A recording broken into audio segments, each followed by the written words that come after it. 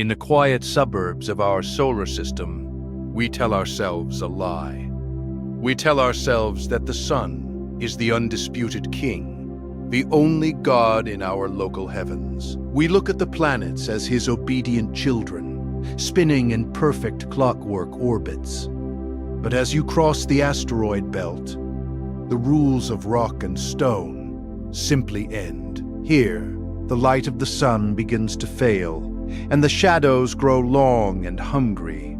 Out here, the giants rule, and among them there is a monster.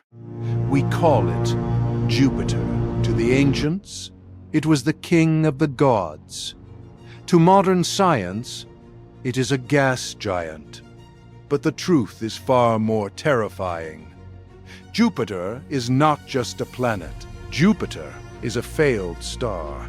It is the unfinished masterpiece of our solar system, a cosmic contender that once fought the sun for total dominance and lost. This is the story of the failed god and the secret, invisible war it still wages against the light. To understand the horror of Jupiter, you have to understand how it was born.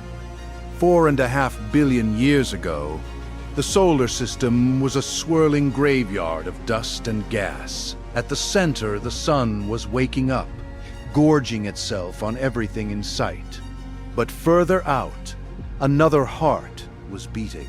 Jupiter started to grow. It didn't just accumulate rock. It consumed everything in its path. Dust, gas, entire protoplanets. It followed the exact same recipe as a star: hydrogen and helium. It was growing so fast, so violently, that it threatened to become a second sun. If Jupiter had gathered just a little more mass, it would have ignited. We would have lived in a binary star system, a world of two suns where night never fell. But it stopped. It stopped just short of glory.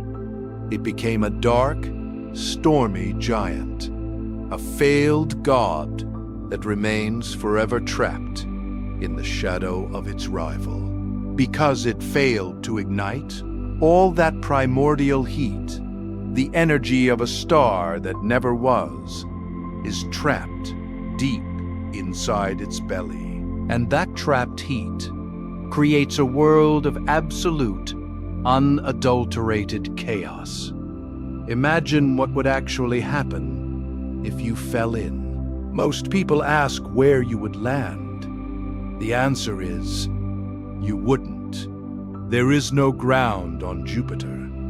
There is no rock to stand on, no shore to reach. If you jumped into Jupiter, you would simply fall forever. At first, the descent looks peaceful. You would fall through thin, wispy clouds of white ammonia ice. It looks like a dream, like drifting through a summer sky on Earth. But the dream quickly turns into a nightmare. As you drop deeper, the sky begins to darken from blue to a bruised, sickly orange. The wind begins to scream. These are not earthly winds. These are ammonia gales whipping around the planet at hundreds of kilometers per hour. Then, the sun disappears. You are engulfed in a thick, hot soup of hydrogen. The pressure begins to mount. On Earth, we live under one atmosphere of pressure. On Jupiter, as you fall, the weight of the sky above you becomes so heavy it feels like you are being crushed by 1,000 oceans. The temperature begins to soar into the thousands of degrees.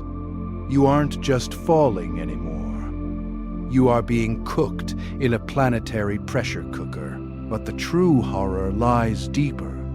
As the pressure reaches impossible levels, the very laws of chemistry begin to break.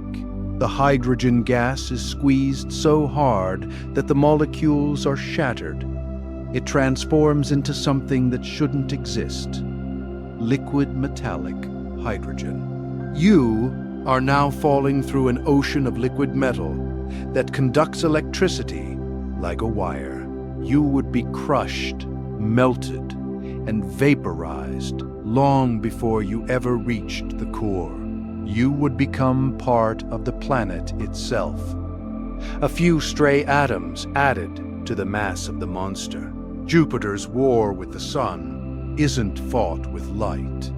It is fought with magnetism and radiation. Because of that massive ocean of liquid metallic hydrogen spinning inside it, Jupiter generates a magnetic field so powerful it defies human comprehension. It is a magnetic field that literally tears through space. If your eyes could see magnetic fields, Jupiter's would appear in our night sky as an object several times larger than the full moon. It is a gargantuan, invisible shield that traps high-energy particles and hurls them outward like a cosmic machine gun. This is the invisible fire of Jupiter.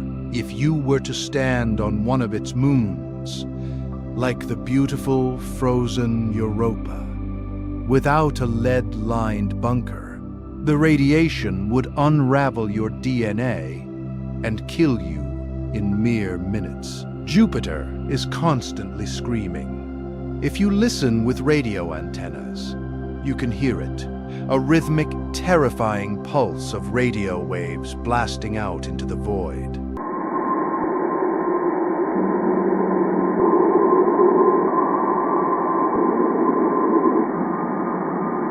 It is the sound of a king who refuses to be silent. And then, there is the eye.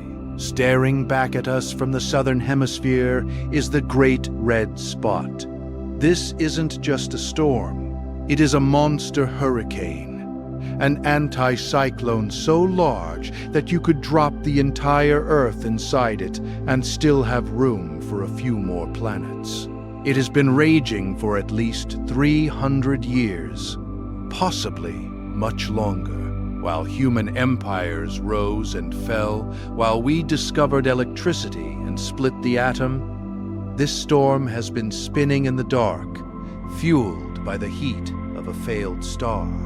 The winds at its edges scream louder than any sound ever recorded on Earth. It is a permanent, geometric scar, a bloodshot eye that never blinks, watching the rest of the solar system with ancient, cold indifference. We often look at Jupiter as our protector.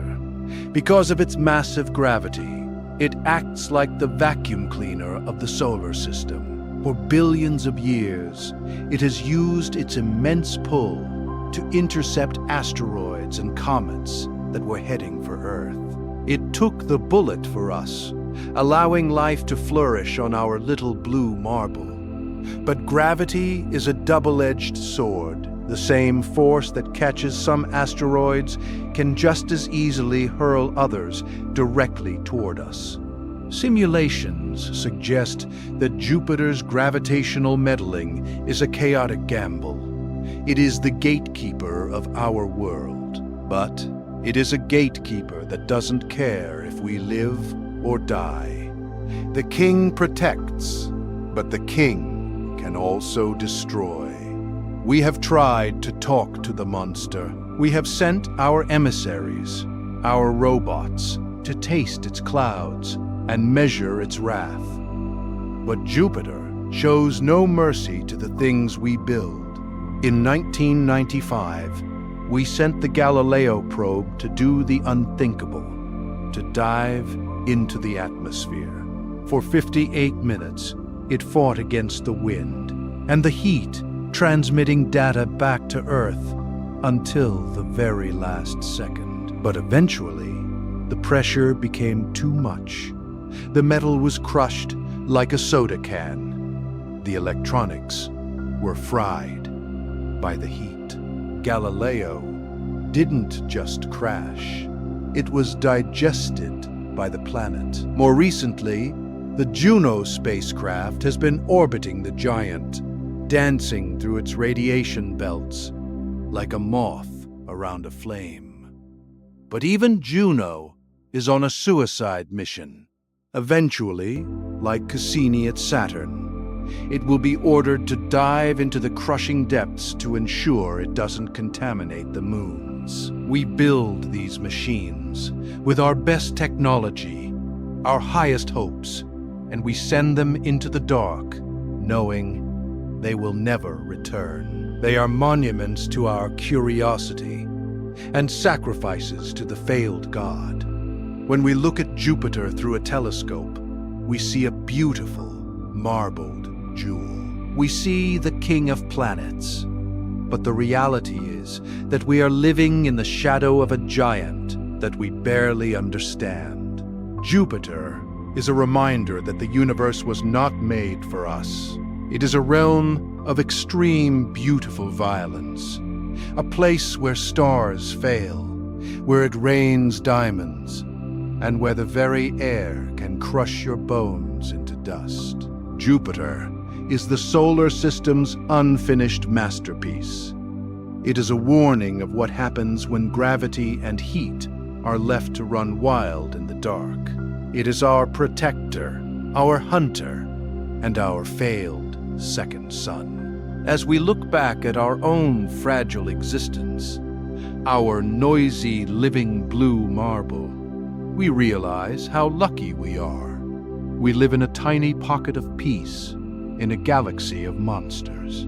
We are just small guests in a house built by giants, and the giant is still there, spinning in the dark, screaming its radio songs into the void, waiting for the next visitor to fall into its eternal, crushing embrace. Stay curious.